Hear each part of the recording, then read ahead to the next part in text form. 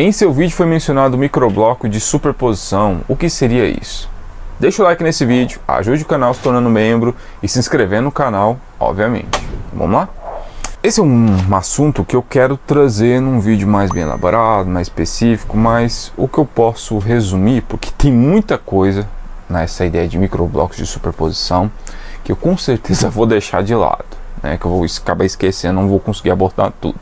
Mas é uma ideia de treinamento, uma estratégia, melhor dizendo, desenvolvida e estudada pelo professor Yuri Verkhoshansky, né, russo, examinando atletas de alto rendimento, pegando ali aqueles atletas de salto, né, 100 metros rasos, 100 metros com barreira, salto em altura, essas coisas.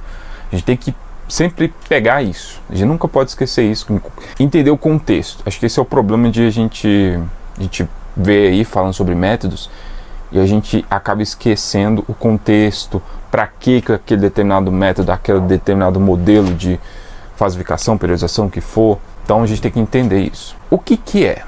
É basicamente assim, tu pegar uma determinada capacidade física, por exemplo, força básica, ou mesmo força máxima, em vez de fazer aquele sequenciamento, né, aquela estrutura normal de treino, tu vai condensar todas as sessões de força sequencialmente, consecutivas, fazendo superposição do efeito de uma sessão para outra, usando a mesma massa muscular, pode ser ou não os mesmos exercícios, mas aquela mesma capacidade física ela tem que ser treinada. Vai fazer ali 2, 3, 4, 5 sessões até de superposição, sendo que a primeira sessão ela vai ter tanto intensidade quanto volume maior, e as sessões consecutivas com intensidades e volumes cada vez menores. Ele observou, né, nos achados dele, nos estudos dele, o comportamento da ureia. A ureia nos primeiros dias está mais alto na urina, porque ali é um marcador, né, que houve degradação de proteína,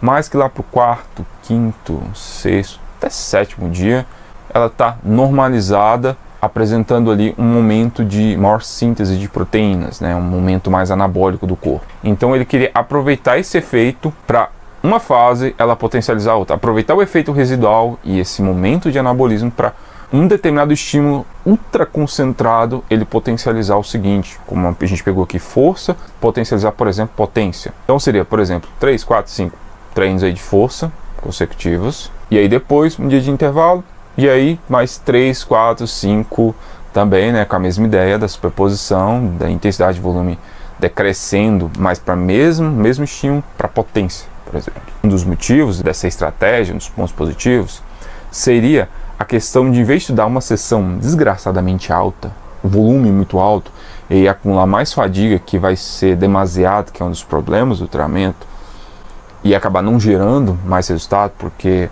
o volume chega a um certo ponto que ele não vai te dar mais resultado, ele só vai te acumular mais fadiga, só vai te dar problema.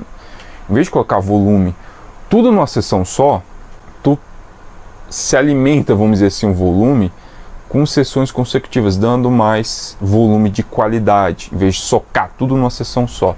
Tu distribui mais, também intensidade, mas esse não é um método fácil, esse é um método para pessoas avançadas. Outra coisa que é importante, que é um dos motivos, tentar resolver um problema de planos de treino para pessoas avançadas, longo prazo.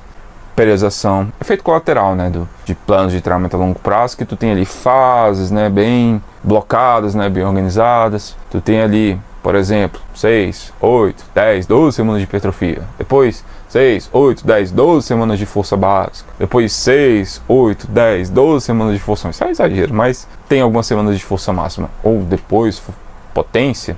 Quando vai treinar ali potência, força básica, né, força máxima, mas melhor, né? E dedicar ali a carga específica, porque tu precisa, o atleta de alto rendimento precisa, e ele precisa de um sequenciamento, ele precisa do efeito acumulado de várias e várias sessões, ele precisa das fases dedicadas para carga específica, cargas concentradas. Mas quando ele está treinando lá, para potência e força máxima, aquelas adaptações que ele conquistou lá na hipertrofia, de tolerância ao esforço, até capacidade de recuperação, acontecem, né, quando tu treina, né, com repetições mais altas, com volume com peso mais moderado. tu vai acabar perdendo.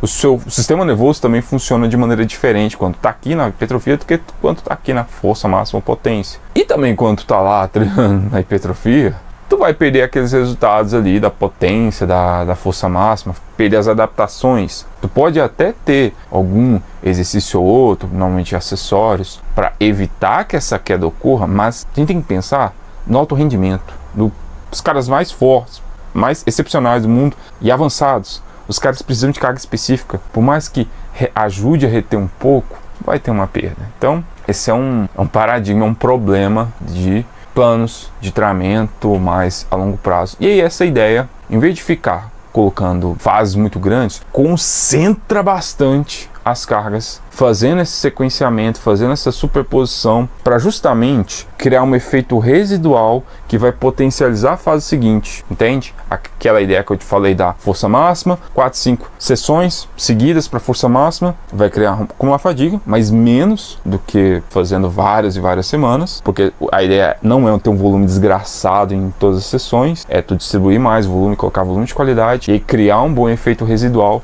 para ser aproveitado na potência. E depois faz outro de força máxima, potência e vai indo. Os microblocos, segundo lá os estudos Verkhoshansky, que ele recomenda ali, é de 5 dias até 14 dias, tendo um sequenciamento adequado, né, das capacidades físicas a serem treinadas. Dá para se fazer, por exemplo, um treino de força? Dá. Aqui a ideia dos treinos full body, porque vai usar a mesma massa muscular, daria bem. Faria ali uma fase de hipertrofia, fazendo, vamos supor, 3 sessões consecutivas para hipertrofia, mesma massa muscular, poderia até usar algum outro exercício diferente, dá um dia de descanso e depois 3 dias consecutivos de força, depois dá um descanso e 3 dias consecutivos de força máxima, depois volta de novo para hipertrofia. Então bem concentrado mesmo, só que aqui tem que levar em consideração que não é fácil, porque imagina, tu bate o seu PR aí no agachamento, supino, no desenvolvimento e deadlift, tanto de intensidade quanto de volume no primeiro dia, e depois tu sabe que vai no dia seguinte fazer de novo, o mais pesado possível, mas obviamente tu vai estar ali do desgaste do dia anterior,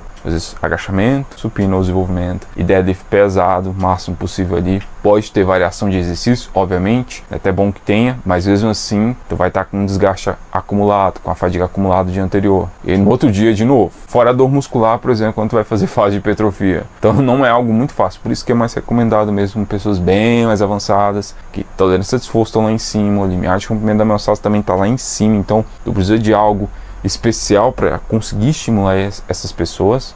E depende muito do que se quer desenvolver, né? Se a gente pensar nos estudos originais, que pensavam em pessoas velocistas, saltadores, faz mais sentido, né?